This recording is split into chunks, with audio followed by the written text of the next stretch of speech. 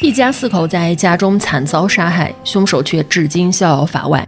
现场遗留了大量线索，有血液、指纹、DNA、排泄物，甚至还有作案工具。凶手作案后没有马上离开，而是在房子里睡觉、吃零食、用电脑待了整整1夜。时至今日，该案悬赏金额已经高达2000万日元。可这么多年过去了，这起案件就如同一团怎么也解不开的迷雾。接下来让我们一同走进日本最著名的悬案之一——东京世田谷一家灭门案。2000年末除夕夜的前一晚，这本该是欢喜迎接新年的一天，可在东京世田谷区的一处住宅里，宫泽一家4口遭遇了一场惨绝人寰的灾难，没能迈进新的一年。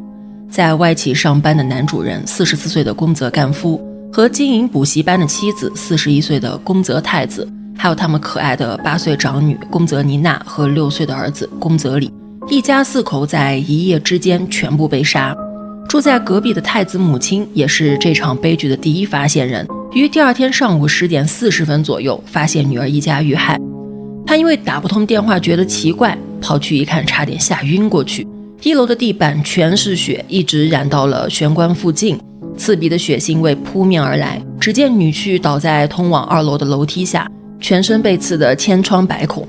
女儿和孙女倒在通往2楼的楼梯平台上，两人浑身是血，被砍得面目全非。孙子呢，倒在2楼儿童房里，趴在床铺的下段，嘴里流着血，脖子上还有几处淤伤。从现场的情况来看，4人的死亡时间推测为12月30日晚上11点30分左右。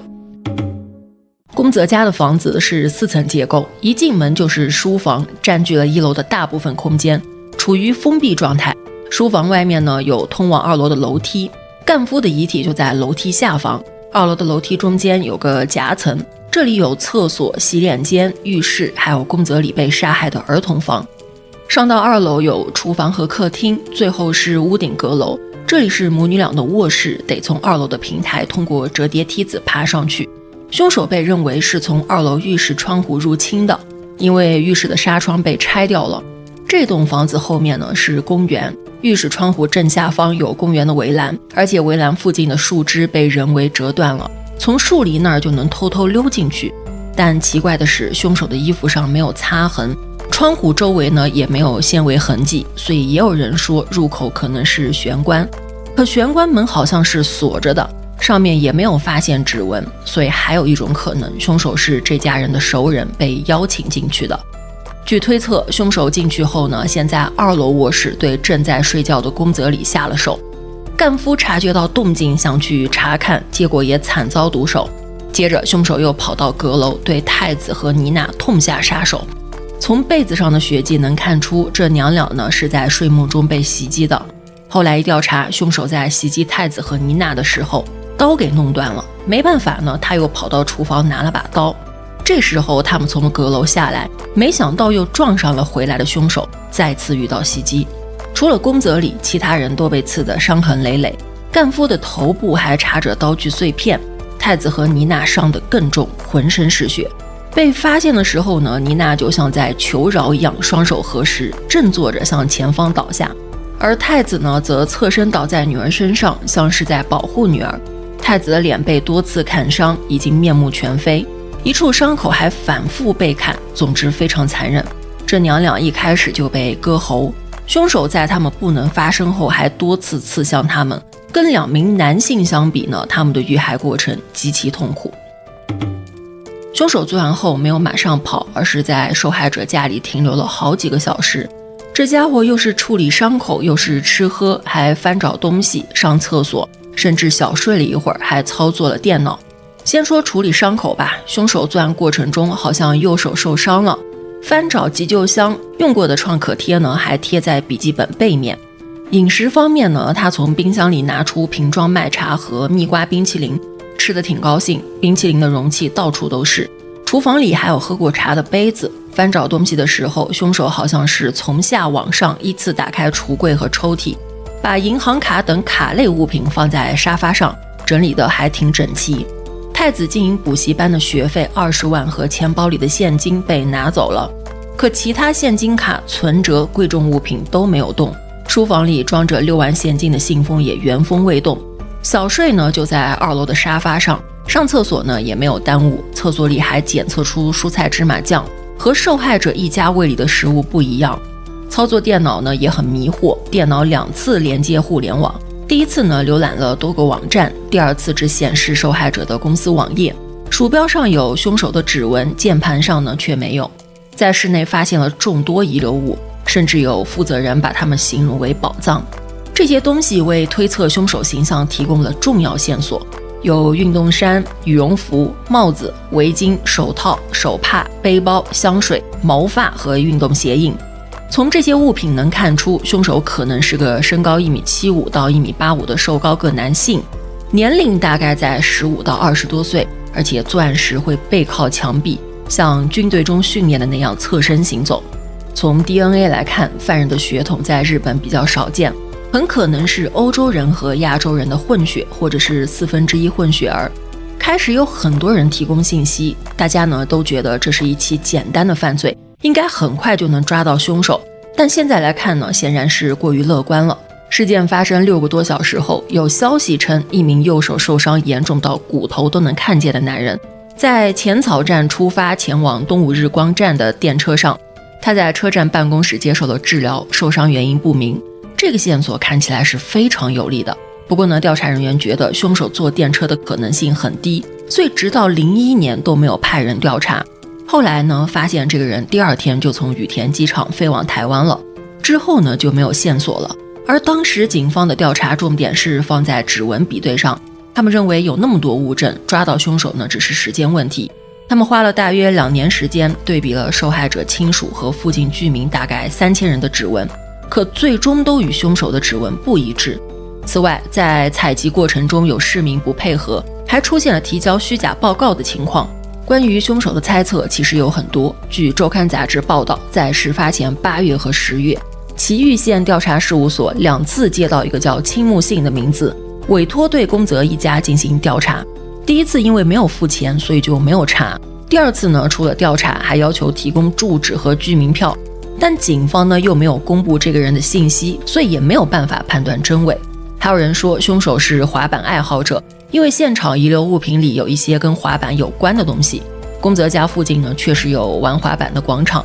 另外，案发前几天有人目击到干夫因为噪音问题和滑板爱好者发生过争吵。不过干夫有写日记的习惯，可日记里没有记录这类纠纷，所以呢有人就觉得是外国人作案，可能是美国人、菲律宾人或者是韩国人。但这些说法呢都有很多问题，让人难以确定凶手到底是谁。我们试着来分析一下凶手的作案动机。仇杀嘛，好像不太像，因为根据凶手的 DNA 显示是外国人或者是混血儿，但宫泽一家并不认识这样的凶手。抢劫呢，好像有很多地方也说不通。凶手作案后长时间停留，还留下现金卡和存折，书房里的6万元也没有动。无差别杀人呢，这貌似是最有可能的，但也很难理解凶手为什么会长时间停留在现场。不过我觉得只有无差别杀人最站得住脚。让我们接下来看看这种可能性大不大。首先，凶手行为里最大的谜团就是停留时间。宫泽一家遇害时间推测是12月30日晚上11点半左右，被发现的时间呢是第2天上午，而电脑第2次联网时间呢是第2天上午的10点05分，也就是说凶手停留了大概11个小时。有人觉得电脑第2次联网可能是因为鼠标掉落等原因导致的自动连接，所以认为凶手可能在这之前就已经跑了。但这种说法呢不成立，因为根据报道，电脑电源线被拔掉了。如果第2次联网是误操作，那又是谁拔掉的电源线呢？所以基本就能确定凶手在这个时间之前还在现场。这么一来，凶手长时间停留就更难理解了，因为不管是抢劫还是仇杀，一般来说目的达成后就会马上离开现场。可反过来讲，凶手这么异常，他的停留可能也没有什么别的目的，只是偶然进到了宫泽家，或者之前就盯上了宫泽家。如果一定要说目的的话，可能是为了抢钱，也可能是为了满足杀人欲望。再加上他觉得自己是外国人不会被抓住，所以就按照他的本能行事，结果制造了一起谁也解不开的案件。